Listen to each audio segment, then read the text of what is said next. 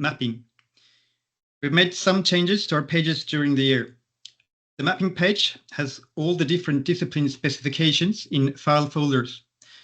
Below the specifications, there are now separate file folders for map printing and map checking. All the unofficial translations that used to be higher up on the page has now moved to the bottom of the page. We have four side on the side. We have a couple of sub-menus on the left side.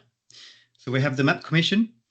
This section contains minutes from all our meetings, and below that it lists the email addresses to the Map Commission members. This is important for high-level event organizers that are doing map checks, so they can get in contact with the appointed member for their event. Below that, we have the International Conference on Orienteering Mapping, the ICOM, and the 2024 conference was just held a couple of weeks ago. So you can find PDFs from the presentations there, and there's also a recording from the conference available online.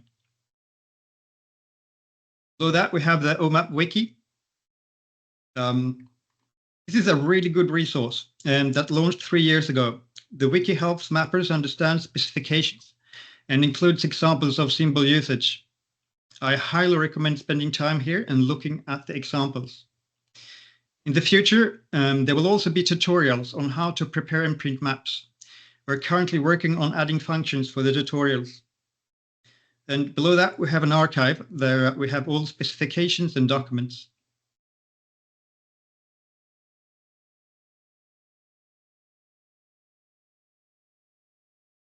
So during the joint IOF meeting in January, it was agreed to put an end to the printing certification process and to give the responsibility of print quality to the senior event advisor. To help the advisor with this task, the SEA shall use the print test sheet. I will talk more about the print test sheet later.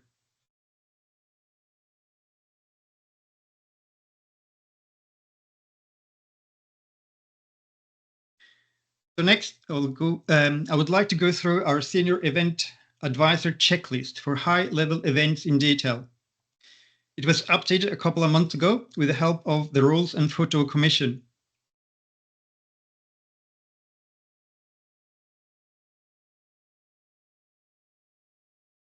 The checklist has 5 stages: the first visit, the second visit, the technical control by the IOF Map Commission, the third visit, and finally, competition day controlling.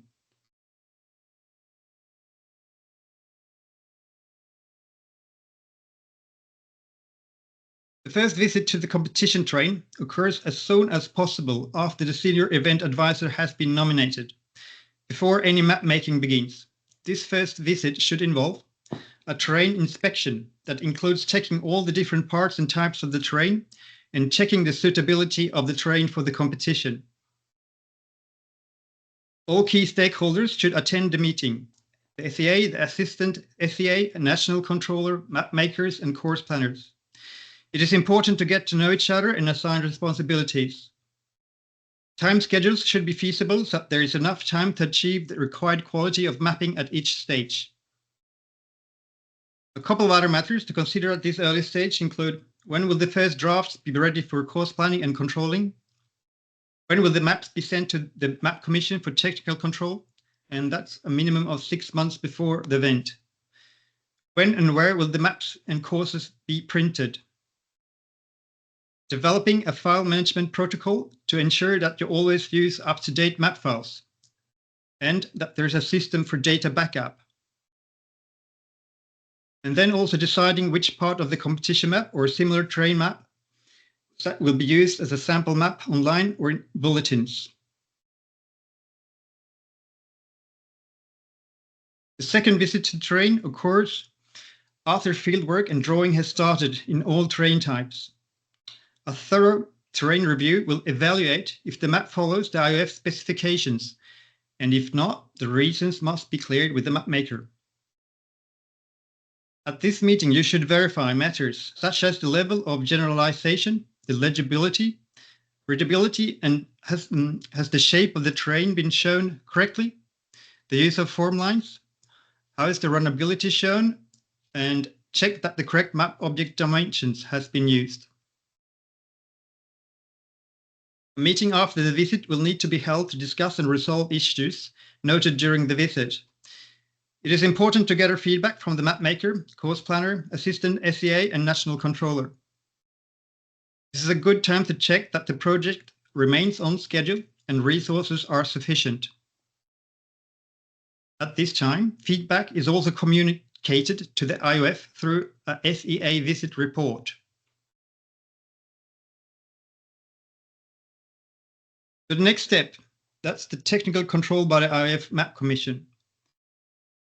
The IOF Council mandates that organizers of high-level events have their maps checked digitally by the Map Commission. Field visits are not conducted by us. At no later than 6 months before the event, organizers shall send the digital OCAD map files to the Map Commission. We then use the map check function in OCAD and make sure that minimum dimensions, symbol usage, form lines, digitization standards, and other technical requirements are met. Results of the review are then communicated to the SEA so that we make sure that any necessary corrections are implemented. In the map checking folder in the document called Control Process of the Mapping for Major IOF Events, there are lists of all high-level events in the coming 2 years that need map checking by the IOF Map Commission. The Commission has assigned members to control maps for all main events according to the list in the document. And let's go back to the checklist.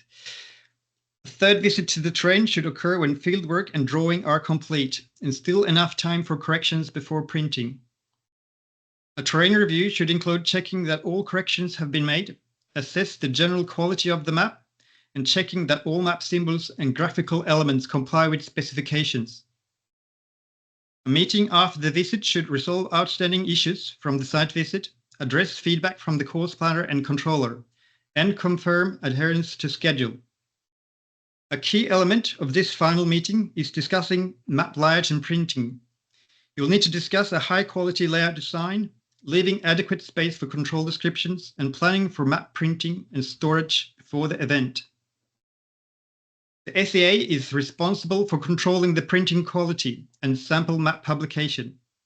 The printing must follow the IOF map specifications, printing and color definitions document.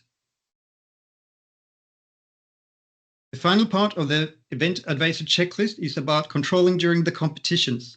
The SEA will check that organizer has inspected every competition map at least 1 week before the event.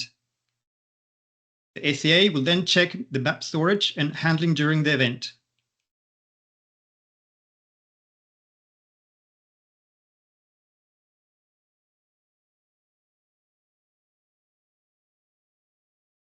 We also updated the printing and color definitions document in the map printing folder. So we updated quite a lot of outdated information here. And I would like to point out Chapter 5 about printing paper and plastic bags recommendations. For offset printing, a premium coated paper 100 to 120 GSM is recommended. For laser printing, it is important to use a paper suitable for color laser printing 100 to 110 GSM. Maps printed on normal paper must be put in a plastic bag. This bag must be sealed. It is very important that the plastic bag is of good quality. It must be made of soft plastic and have a thickness of a minimum 0.07 millimeters. I believe sometimes it says 70 microns. Sometimes you can try and, if you can't find good source for it, it's called polyethylene. It's a softer sort of plastic, or poly bags. A number of plastic, or what they're also called synthetic papers, can be found on the market, but only real plastic papers should be used.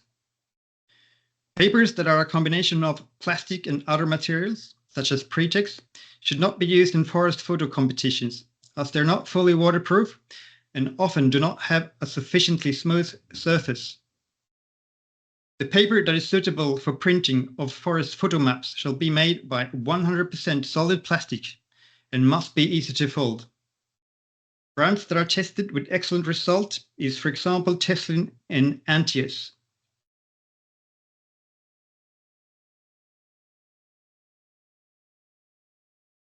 We've had some issues when laser printing plastic paper. It's happened when it's been high humidity, high temperatures, the printing speed has been wrong, static buildup, and when it's been used of non-original toners. If plastic paper is used for offset printing, be aware that some papers stretch in the printing machine, and this can complicate the second print of courses.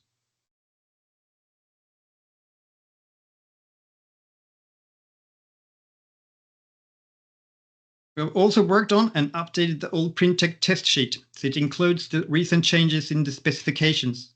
It has now changed name to the IOF Print Test Sheet. In Chapter 7 of the Printing and Color Definitions document, there are basic instructions on how to use it. We're working on an updated instructions document on how to use the new IOF test sheet. The old instructions are still available in the MC archive.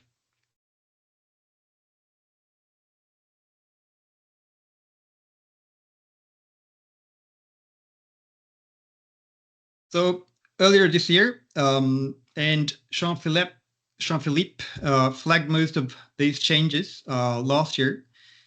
So in January this year, to the ISOM specifications. So the errata here on the left is quite long, but most of these changes are text clarifications, and we added details for some of the existing symbols, most of the existing symbols. We have the new symbol 105.2, the retained earth wall. 203.2, dangerous pit, and 715, the continuing point after map exchange. As well, I'd like to point out 520, area that should not be entered. It's a bit of a clarification there, and tracks that go through 520 requires this white background that is 0.15 wider than the track on each side. These changes becomes mandatory from January 1st, 2025. So please update your symbol sets.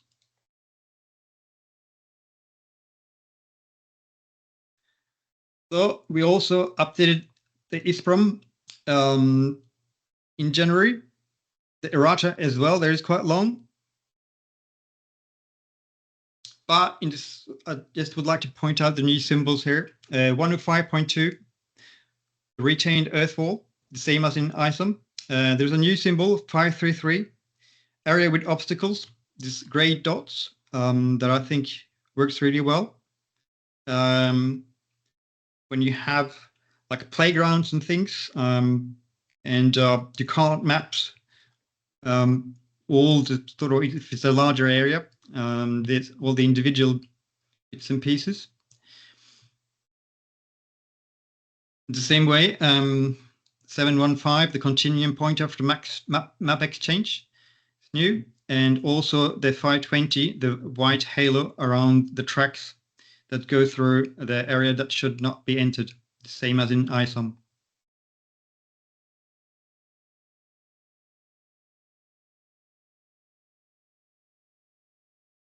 So the last thing I would like to go through is ISOM 2030. So during our meeting in September, we sent out a letter to all member federations announcing that the IOF Map Commission has commenced the preparations for a revised version of ISOM called ISOM 2030. A working group and an expert reference team will be established. Federations can send suggestions for changes to the current ISOM until the end of September 2025. The timeline is then that we are working on drafts during 2026, different versions, and 2027. A presentation and approval in 2028, publication in 29, and it's valid from, the plan is that is valid from 2030. Other disciplines will follow there with a 2-year delay. So yes, for ISSPROM, for example, the idea is 2032 if the current time plan holds. There will be no more changes to the current specifications until ISOM 2030 is released. If you would like to listen and look at a bit of a really good talk by our Map Commission, Dusan Petrovic, regarding ISOM 2030. He held that during the ICOM conference recently. And PDFs from this talk is available on the mapping pages. And there's also a recording available online. I'll try to see if we can get a direct link to that recording from the Map Commission pages, or even on this YouTube channel you have here for these seminars. Yes, that's all I had from the Map Commission this year. Questions? Yeah, thank you, Fredrik. It's always great to see these updates, even for us who are working for IOF Photo Commission. But yeah, let's go to questions and comments.